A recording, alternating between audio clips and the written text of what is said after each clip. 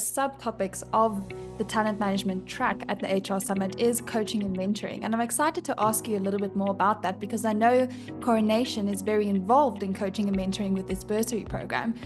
What do you think the role of mentorship and coaching should or will be in the new world of talent management?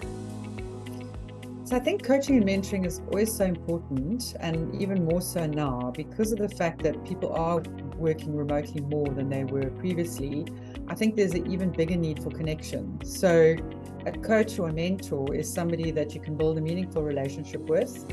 And mentorship is very much about helping a newer employee land into a sort of established environment. So mentors tend to be people who've been there for a long time, who understand how the business works, and can offer wisdom from that perspective, but also just be there as a sounding board for mentees. I find I learn so much from my mentees. So there's also the added value of understanding different generations. So you kind of get to understand what it's like to be a younger generation joining your organization.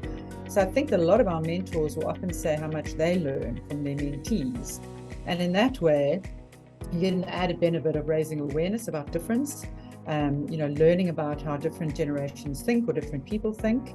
So I think it's more and more important and such a valuable tool. Also in these times, they talk about this mental health pandemic. People are far more likely to reach out to a mentor or a coach as a first step if they're struggling. So it's great to have these programs established and set up so that if people do need additional support, they are established and available to them. I'm glad you brought up employee wellness as well, because I think that's such a big part of talent now, in talent reputation, and how you take care of your employees is such a big part of employee branding. And that's such a buzzword as well as your employee brand. How important would you say it is to cultivate consciously an employee brand, or do you think it's something that should be happening organically with the programs you have in place anyway? Interesting question, because I think it works both ways. I think the one thing that we at Coronation have often realized is that we do a lot of amazing things as an employer, and then we don't always market that. So, I think that things can develop organically, but what you have to be quite conscious about is actually making sure that that's marketed. So, I think you have to be quite conscious about promoting the stuff that you do well as an employer, because it's a skills scarce market. There's a huge talent for war going on, especially now where we're actually competing with global companies as well. So I think that the employee value proposition is something that can develop on its own if you're doing all the right things. But I think you have to be quite strategic and conscious about making sure that that is marketed to the candidates that you're trying to attract. You've had a great career, and I'm interested to know what kind of different waves you've seen in the talent management era, and perhaps what waves you hope or believe will still be coming. What I think is great about this current wave, if you want to give it and call it that, is that I think when times are hard, employers are prompted to put their employees first. So, in times where there's crisis, pandemics, you need to look after your employees and make sure that they are well and supported.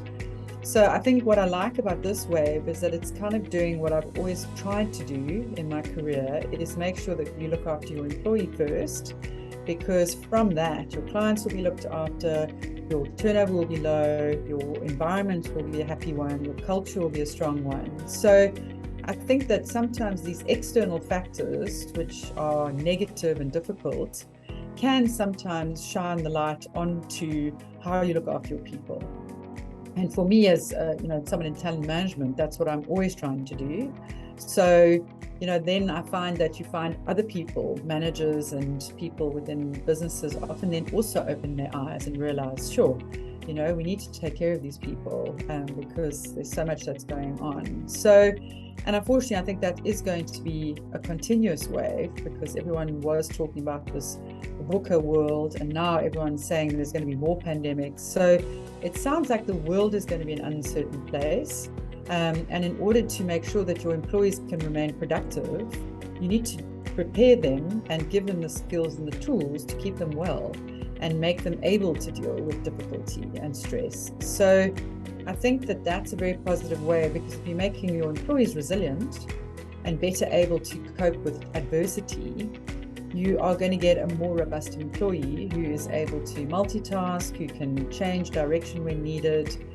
So I think it's a win-win. If you look after your employees, they will be better able to deal with change, which will make them a more valuable employee and make them able to perform better.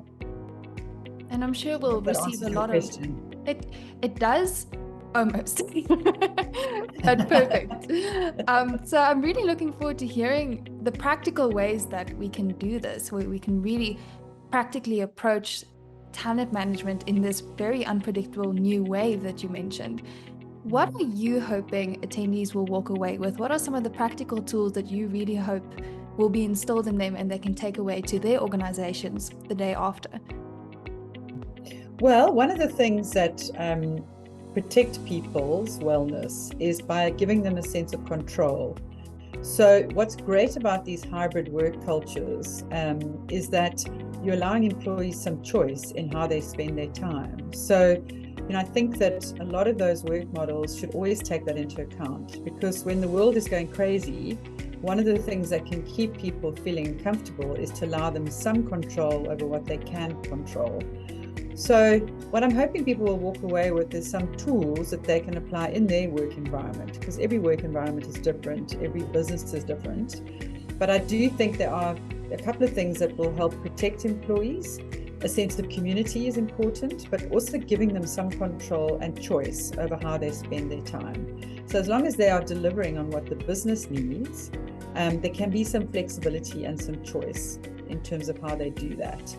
And I think that's what I'm hoping people walk away with, is just thinking about, how do I protect my employees, give them some choice and autonomy, but also still get our business needs met, and hoping they can apply those kind of tools in their work environment. Amazing. Well, if any of our listeners would like to apply those tools and it sounds interesting and applicable to you, then please do sign up with the link in the description. We have 3 locations available: Cape Town, Durban, and Johannesburg, and we'd love to have you. Heidi, thank you so much for joining me today. It's a pleasure, and I look forward to seeing you and everybody attending the conference.